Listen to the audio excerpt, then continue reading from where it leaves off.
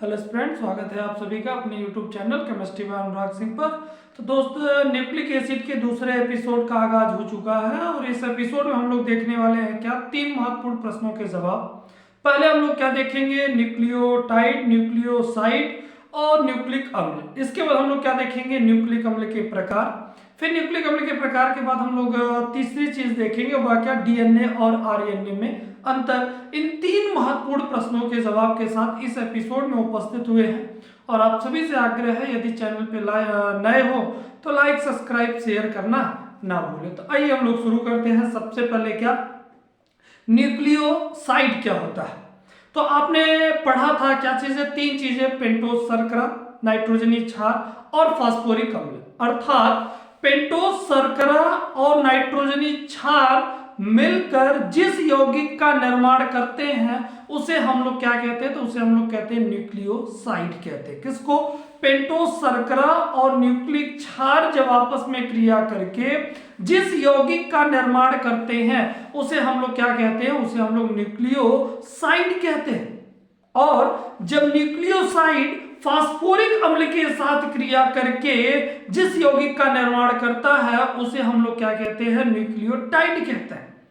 तो या तो न्यूक्लियोटाइड की दूसरी परिभाषा ये भी आप दे सकते हैं कि जब पेंटोस शर्करा, नाइट्रोजनी क्षार और फास्फोरिक अम्ल आपस में क्रिया करके जिस यौगिक का निर्माण करते हैं उसे हम लोग क्या कहते हैं, तो उसे हम लोग कहते हैं न्यूक्लियोटाइड कहते हैं। तो आपके 2 चीजें मिल गए, न्यूक्लियोसाइड और न्यूक्लियोटाइड। शुरुआत से ही याद रखिएगा, पेंटोस शर्करा, नाइट्रोजनी क्षार, फास्फोरिक अम्ल। तो जब पेंटोस शर्करा और नाइट्रोजनी क्षार आपस में क्रिया करते हैं तो उससे जिस यौगिक का निर्माण होता है उसे हम लोग न्यूक्लियोसाइड कहते हैं। और न्यूक्लियोसाइड और फास्फोरिक अम्ल आपस में क्रिया करके जिस यौगिक का निर्माण करते हैं उसे हम लोग न्यूक्लियोटाइड कहते हैं। या अर्थात हम लोग कह सकते हैं कि पेंटोस शर्करा, नाइट्रोजनी क्षार और फास्फोरिक अम्ल आपस में मिलकर जिस यौगिक का निर्माण करते हैं उसे हम लोग क्या कहते हैं, न्यूक्लियोटाइड कहते हैं। अब इसके बाद क्या आता है, न्यूक्लिक अम्ल किसे कहते हैं, तो याद रखिएगा, न्यूक्लियोटाइड के श्रृंखलाएं आपस में मिलकर एक उच्च अणुभार वाले यौगिक का निर्माण करती है जिसे हम लोग क्या कहते हैं, न्यूक्लिक अम्ल कहते हैं। क्या चीज, न्यूक्लियोटाइड के श्रृंखलाएं आपस में मिलकर जिस उच्च अणुभार वाले यौगिक का निर्माण करती हैं उसे हम लोग क्या कहते हैं, न्यूक्लिक अम्ल कहते हैं। आइए इन तीनों चीजों को पहले हम लोग लिखित रूप में देख लेते हैं। तो पहले आपका क्या होगा, तो पहले आपका होगा न्यूक्लियोसाइड।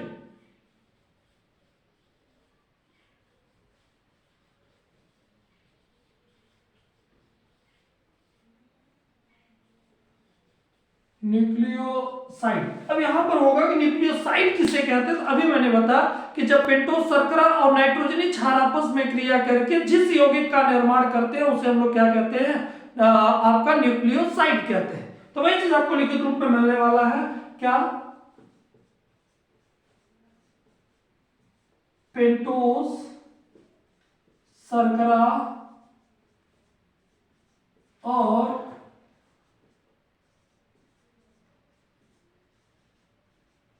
नाइट्रोजनी क्षार आपस में क्रिया करके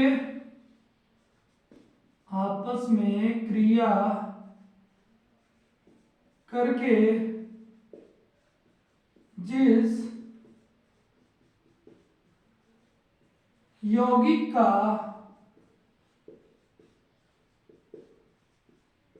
निर्माण करते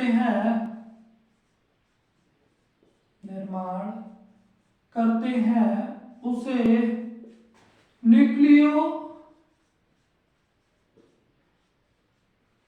न्यूक्लियोसाइड कहते हैं, उसे न्यूक्लियोसाइड कहते हैं। अब ये न्यूक्लियोसाइड कैसे बना है, तो बस आप क्या याद रखिएगा, यही समीकरण। क्या समीकरण, एक होता है आपका पेंटोस शर्करा और दूसरा क्या होता है, नाइट्रोजनी क्षार। पेंटोस शर्करा और दूसरा क्या हो जाएगा, तो दूसरा आपका हो जाएगा नाइट्रोजनी क्षार। तो पेंटोस शर्करा और नाइट्रोजनी क्षार आपस में क्रिया करके जिस यौगिक का निर्माण करते हैं उसे हम लोग क्या कहते हैं, तो उसे हम लोग न्यूक्लियोसाइड कहते हैं।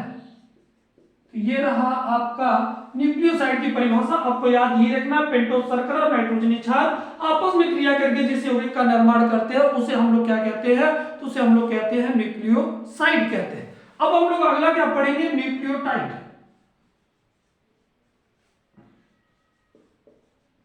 न्यूक्लियोटाइड। अब न्यूक्लियोटाइड क्या होता है, अभी मैंने बताया कि जब आपका पेंटोस शर्करा, नाइट्रोजनी क्षार और आपका फास्फोरिक अम्ल आपस में क्रिया करके जिस यौगिक का निर्माण करते हैं उसे हम लोग क्या कहते हैं, न्यूक्लियोटाइड कहते हैं। या तो उसी की दूसरी परिभाषा है कि न्यूक्लियोसाइड और फास्फोरिक अम्ल आपस में क्रिया करके जिस यौगिक का निर्माण करते हैं उसे हम लोग न्यूक्लियोटाइड कहते हैं। ये दोनों परिभाषाएं आप लिखित रूप में देखेंगे। क्या चीज, तो यहां पे पहले आपका लिखा देते हैं क्या, न्यूक्लियोसाइड और फास्फोरिक अम्ल, फास्फोरिक अम्ल आपस में क्रिया करके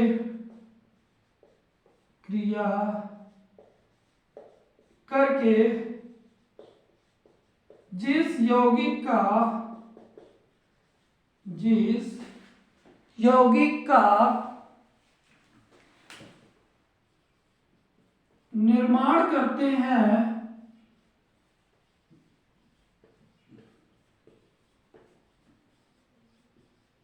उसे क्या कहते हैं, न्यूक्लियोटाइड कहते हैं। न्यूक्लियोटाइड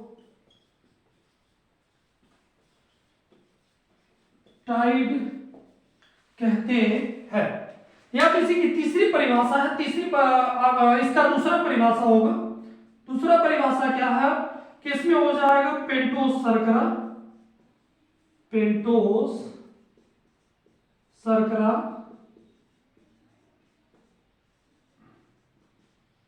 नाइट्रोजनी क्षार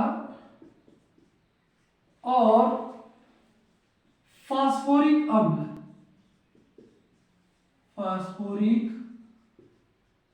अम्ल आपस में क्रिया करके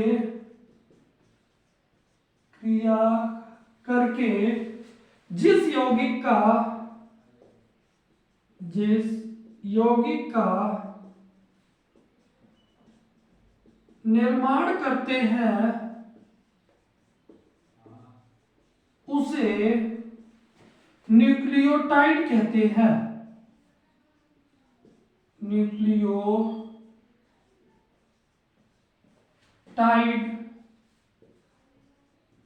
कहते हैं। अब ये चीजें याद रखने के लिए आपको वो समीकरण याद रखना होगा क्या, तो ये समीकरण आपका लिखा जा रहा है, पेंटोस शर्करा, दूसरा होता है क्या, नाइट्रोजनी क्षार, तीसरा क्या होता है, फास्फोरिक अम्ल।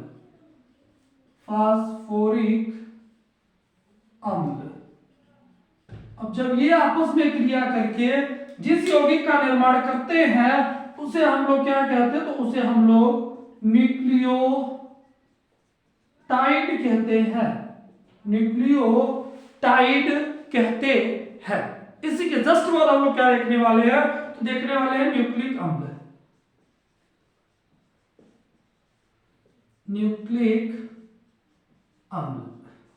अब न्यूक्लिक अम्ल क्या होता है, तो मैंने अभी बताया कि न्यूक्लियोटाइड के अनेक श्रृंखलाएं आपस में मिलकर जिस उच्च अणुभार वाले यौगिक का निर्माण करती हैं उसे हम लोग क्या कहते हैं, तो उसे हम लोग कहते हैं न्यूक्लिक अम्ल। आइए वो लिखित रूप में देख लेते हैं। क्या, जब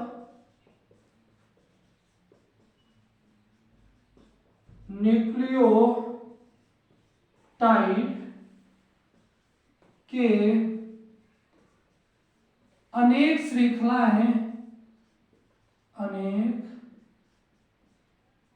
श्रृंखलाएं आपस में मिलकर जिस उच्च अणुभार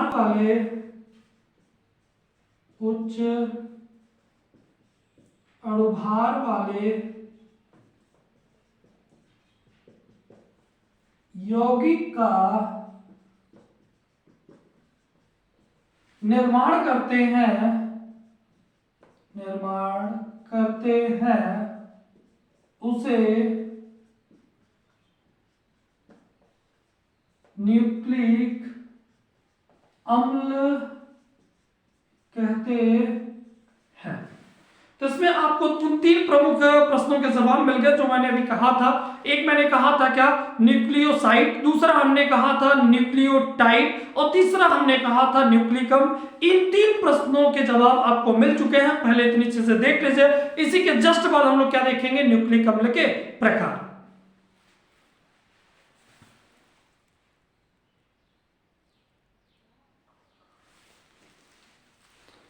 आइए तब हम लोग अब क्या देखते हैं, न्यूक्लिक अम्ल के प्रकार। अब न्यूक्लिक अम्ल के जो प्रकार होते हैं वो कितने प्रकार होते हैं, आपके बोर्ड एग्जाम में पूछे गए हैं। तो याद रखिएगा न्यूक्लिक अम्ल जो होता है वह दो प्रकार का होता है। कौन कौन होता है, तो एक होता है राइबोन्यूक्लिक अम्ल और दूसरा क्या होता है, डीऑक्सीराइबोन्यूक्लिक अम्ल। तो जो आपका न्यूक्लिक अम्ल होता है वह दो प्रकार का होगा। कौन कौन सा, एक राइबोन्यूक्लिक अम्ल होगा, दूसरा क्या होगा, डीऑक्सीराइबोन्यूक्लिक अम्ल। जबकि दोनों आपके प्रकार किससे मिलकर बने होते हैं, तीन यौगिकों से, पेंटोस शर्करा, नाइट्रोजनी क्षार और फास्फोरिक अम्ल। अर्थात डीएनए में भी पेंटोस शर्करा, नाइट्रोजनी क्षार और फास्फोरिक अम्ल पाया जाता है। आरएनए में भी आपके तीन पाए जाते हैं। कौन कौन, पेंटोस शर्करा, नाइट्रोजनी क्षार और फास्फोरिक अम्ल। इन्हीं से मिलकर डीएनए और आरएनए का निर्माण हुआ है।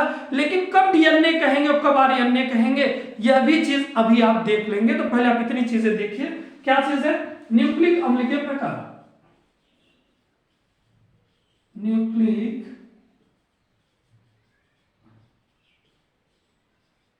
अम्ल के प्रकार। अब न्यूक्लिक अम्ल के जो प्रकार होते हैं वो क्रमशः कितने होते हैं, तो आपके दो होते हैं, जिसमें एक क्या होता है, तो एक होता है राइबो न्यूक्लिक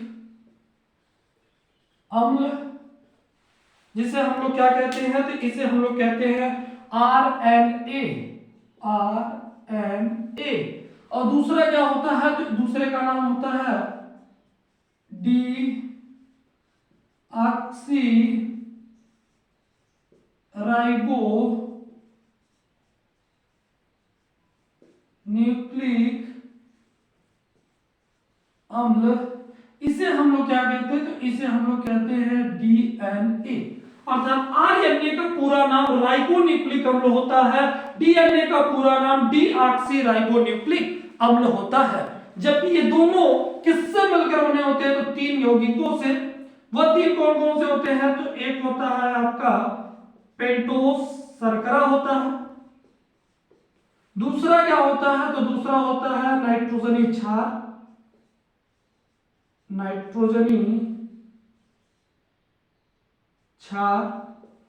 और तीसरा होता है क्या, तो तीसरा होता है फास्फोरिक अम्ल।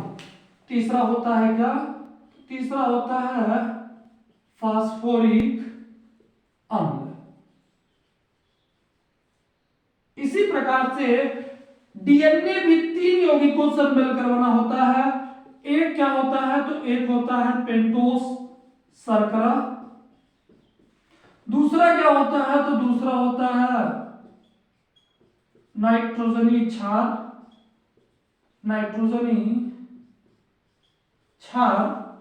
और तीसरा क्या होता है, तो तीसरा होता है आपका फास्फोरिक अम्ल।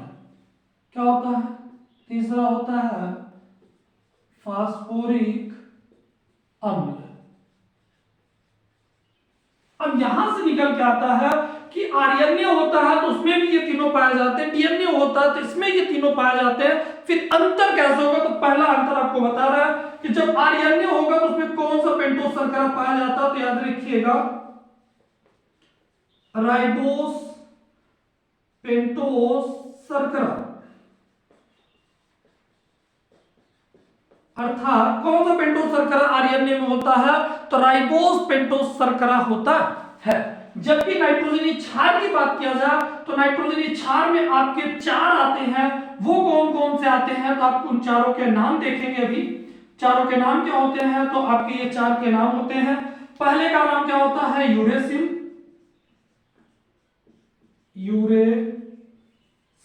दूसरा होता है क्या? साइटोसिन। तीसरा होता है क्या? ग्वानिन। और चौथा होता है क्या? एडनिन। अब इन्हें आर्डर में याद रखने के लिए तो आप आगे पीछे कर सकते हैं। यूरेसिल, साइटोसिन, एडनिन, ग्वानिन, ये क्रमशः 4 मिलके किसका निर्माण करते हैं? आरएनए का।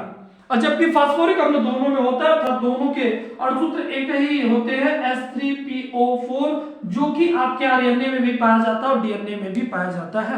अर्थात फास्फोरिक अम्ल जो होता है वो डीएनए और आरएनए को निर्धारित नहीं करता, बल्कि कौन करता है? पेंटोस शर्करा और नाइट्रोजनी क्षार, जिसमें अभी मैंने बताया आरएनए कब होगा? जब पेंटोस शर्करा में कौन होगा? राइबोस पेंटोस शर्करा होगा तो आरएनए होगा। लेकिन यदि नाइट्रोजनी क्षार की बात होगी तो उसमें यूरेसिल होगा, तब क्या होगा? आरएनए होगा। आइए अब देखते हैं क्या? डीएनए। डीएनए में पेंटोस शर्करा कौन सा पाया जाता है? तो याद रखिएगा क्या? डीऑक्सीराइबोस पेंटोस शर्करा, डीऑक्सीराइबोस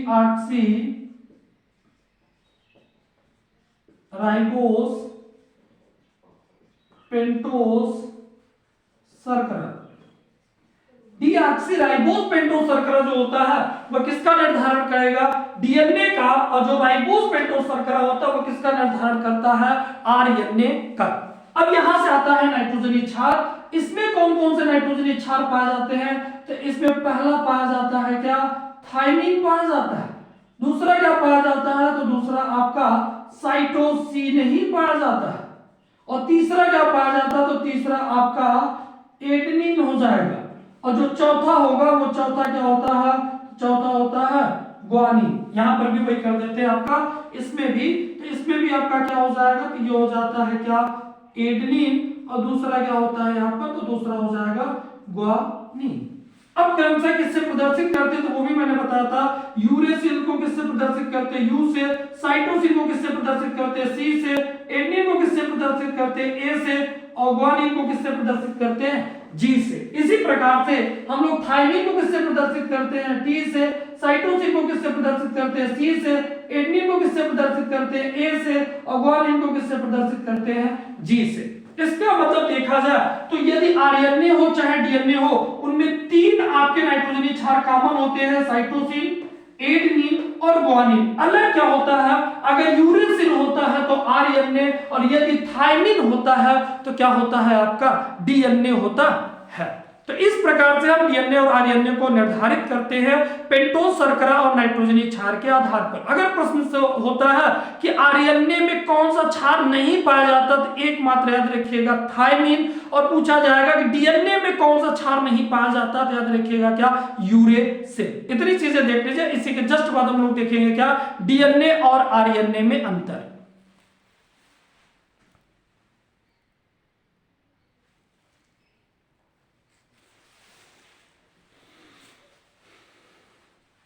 आइए अब हम लोग क्या देखते हैं? डीएनए और आरएनए में अंतर। अब डीएनए और आरएनए में अंतर क्या होगा? तो सबसे पहला अंतर तो इनके पूरे नाम का होता है कि जो आपका आरएनए होता है उसे हम लोग क्या कहते हैं? तो उसे हम लोग कहते हैं राइबोन्यूक्लिक अम्ल कहते हैं। और जो डीएनए होता है उसे हम लोग क्या कहते हैं? तो उसे हम लोग कहते हैं डीऑक्सीराइबोन्यूक्लिक अम्ल कहते हैं। इसी प्रकार से आपका दूसरा होता है क्या? तो दूसरा अंतर होगा कि आरएनए होता है तो उसमें राइबोज पेंटोस शर्करा पाया जाता है, जबकि डीएनए होता है तो उसमें क्या पाया जाता है? डीऑक्सीराइबोज पेंटोस शर्करा पाया जाता है। तीसरा, आरएनए में यूरेसिल पाया जाता है, डीएनए में थाइमिन पाया जाता है। अर्थात चौथा अंतर लिखना चाहे तो ये लिखेंगे कि आरएनए में थाइमिन अनुपस्थित होता है, जबकि डीएनए में यूरेसिल अनुपस्थित होता है। इसके बाद आता है कि जो आपका डीएनए होता है वह केंद्रक में पाया जाता है, जबकि आरएनए जो होता है वह आपके कोशिका द्रव्य में पाया जाता है। इसके बाद होगा डीएनए जो होता है वह स्वयं द्विगुणन करता है, जबकि आरएनए जो होता है वह स्वयं द्विगुणन नहीं करता। आरएनए जो होता है वह डीएनए के उपस्थिति में ही द्विगुणन कर सकता है। और अगला होता है कि जो आपके डीएनए होते हैं वह द्विकुंडलीय संरचना का निर्माण करते हैं, जबकि आरएनए जो होता है वह केवल एक कुंडलीय संरचना का निर्माण करता है। आइए यही लिखित रूप में हम लोग देखते हैं क्या, तो हम लोग देखेंगे डीएनए और आरएनए में अंतर, जो कि आपके बोर्ड एग्जाम में कई बार पूछा गया है। डीएनए और आरएनए में अंतर, अगर डीएनए और आरएनए में अंतर पूछता है तो एक तरफ आप क्या लिखिएगा, डीएनए लिखिएगा, और दूसरी तरफ आप क्या लिखिएगा, आरएनए लिखिएगा, और बीच में से आप बॉक्स बना दीजिएगा। बॉक्स के आधार पे आप जवाब लिखिएगा। क्या चीज, पहला पॉइंट डीएनए का होगा। डीएनए का पहला पॉइंट क्या होगा कि डीएनए का पूरा नाम क्या होता है और आरएनए का पूरा नाम क्या होता है। तो डीएनए का पूरा नाम डी ऑक्सी राइबो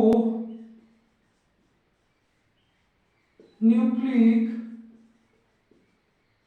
अम्ल होता है। डीएनए का पूरा नाम जो होता है वह क्या होता है, डी ऑक्सी राइबो न्यूक्लिक अम्ल होता है, जबकि आरएनए का क्या नाम पूरा होगा, तो आरएनए का पूरा नाम क्या होगा, यहां से आप लिखिएगा, इसका पूरा नाम होगा राइबो न्यूक्लिक अम्ल होता है। दूसरा अंतर होगा क्या, पेंटोस शर्करा को लेके होता है। तो जो आपका डीएनए होता है, अर्थात डीएनए में या इसमें कौन सा, डीऑक्सी राइबोस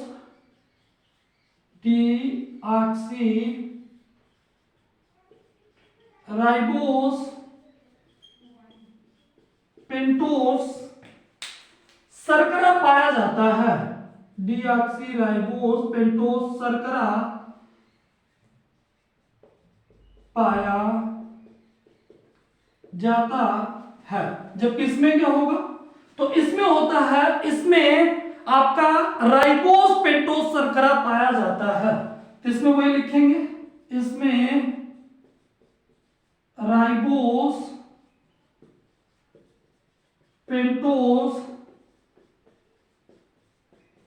शर्करा पाया जाता है। तीसरा आएगा क्या, तीसरे में आएगा, इसमें कौन सा नाइट्रोजनी क्षार होता है प्रमुख रूप से, तो इसमें थायमिन उपस्थित होता है। जबकि उपस्थिति तो 4 की होती है, लेकिन 4 में से 3 आपके समान होते हैं। किससे निर्धारित होता है, तो यह थायमिन से निर्धारित होता है। जबकि यह क्या होता है, तो इसमें आपका क्या होता है, तो इसमें आपका यूरेसिल उपस्थित होता है। यूरेसिल उपस्थित होता है। तो हो जाएगा कि आरएनए में कौन सा नाइट्रोजनी क्षार पाया जाता है जिससे निर्धारित होता है, तो वह यूरेसिल होगा। और डीएनए में कौन सा नाइट्रोजनी क्षार आपका निर्धारित करता है, तो वह कौन सा हो जाएगा, थायमिन हो जाएगा। इसके बाद चौथा होगा क्या, तो इसमें लिखेंगे, इसमें यूरेसिल नाइट्रोजनी क्षार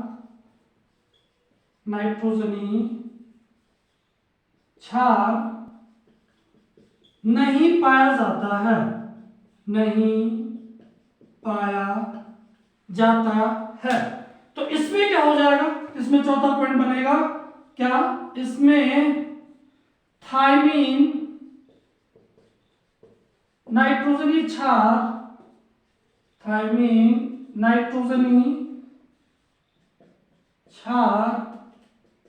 नहीं पाया जाता है। इसके बाद पांचवा होता है क्या, तो पांचवा होता है यह केंद्रक में पाया जाता है। कौन? डीएनए। पूछा जाएगा केंद्रक में कौन पाया जाता है, तो याद रखिएगा आपका डीएनए। और केंद्रक में कौन नहीं पाया जाता, तो याद रखिएगा आरएनए। इसमें लिखेंगे क्या? यह कहां पाया जाता है, तो याद रखिएगा यह कोशिका द्रव्य में पाया जाता है। इसके बाद अगला आता है छठवां पॉइंट। छठवां पॉइंट क्या होता है? यह स्वयं द्विगुणन करता है। स्वयं द्विगुणन करता है। और इसमें होगा क्या कि यह स्वयं द्विगुणन नहीं करता। यह स्वयं द्विगुणन नहीं करता है, बल्कि डीएनए की उपस्थिति में करता है। डीएनए के उपस्थिति में करता है। सातवां अंतर होगा यह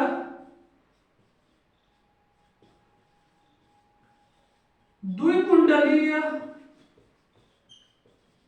संरचना का निर्माण करता है। और उसमें लिखेंगे क्या? यह एकल कुंडलीय संरचना का निर्माण करता है। एकल कुंडलीय संरचना का निर्माण करता है। तो ये रहा आपका फाइनली पूरा अंतर किसके किसके बीच, डीएनए और आरएनए के बीच अंतर था, जिसमें मैंने क्या बताया था कि आपका जो डीएनए होता है उसका पूरा नाम राइबो डीऑक्सी राइबो न्यूक्लिक अम्ल होता है, जबकि आरएनए का पूरा नाम क्या होता है, तो राइबो न्यूक्लिक अम्ल होता है। इसके बाद इसमें डीऑक्सी राइबोस पेंटोस शर्करा पाया जाता है, जबकि आरएनए में इसमें राइबोस पेंटोस शर्करा पाया जाता है। इसके बाद आता है इसमें नाइट्रोजनी क्षार थायमिन उपस्थित होता है, जबकि इसमें नाइट्रोजनी क्षार यूरेसिल उपस्थित होता है। तो फिर क्या उपस्थित होता है? तो इसमें यूरेसिल नाइट्रोजनी क्षार अनुपस्थित होता है, जबकि इसमें थायमिन नाइट्रोजनी क्षार जो होता है वह अनुपस्थित होता है। इसके बाद आता है कि जो आपका डीएनए होता है यह केंद्रक में पाया जाता है, और जो आरएनए होता है वह कोशिका द्रव्य में पाया जाता है। तो कोशिका द्रव्य में कौन पाया जाता है, तो याद रखिएगा आरएनए। केंद्रक में कौन पाया जाता है, तो डीएनए। केंद्रक में कौन नहीं पाया जाता है, तो याद रखिएगा आरएनए। और कोशिका द्रव्य में कौन नहीं पाया जाता है, तो याद रखिएगा कौन, डीएनए। ये भी याद रखिएगा। फिर अगला आता है यह स्वयं द्विगुणन करता है, जबकि आरएनए जो होता है यह स्वयं द्विगुणन नहीं करता। और यही कारण है कि जो आपका डीएनए होता है यह द्विकुंडलीय संरचना का निर्माण करता है, जबकि आरएनए जो होता है यह एकल कुंडलीय संरचना का निर्माण करता है। अर्थात आपका आरएनए जो होता है वह स्वयं द्विगुणन नहीं करता, बल्कि डीएनए के उपस्थिति में ही आरएनए जो होता है वह द्विगुणन का निर्माण करता है। तो आज के एपिसोड में आपको इतना है। मिलते हैं फिर नए एपिसोड में न्यूक्लिक एसिड के संरचना के साथ। तो आज के लिए इजाजत दीजिए। धन्यवाद, नमस्कार, आभार। और फिर मिलते हैं कल शाम 6:30 बजे। आना ना भूलें।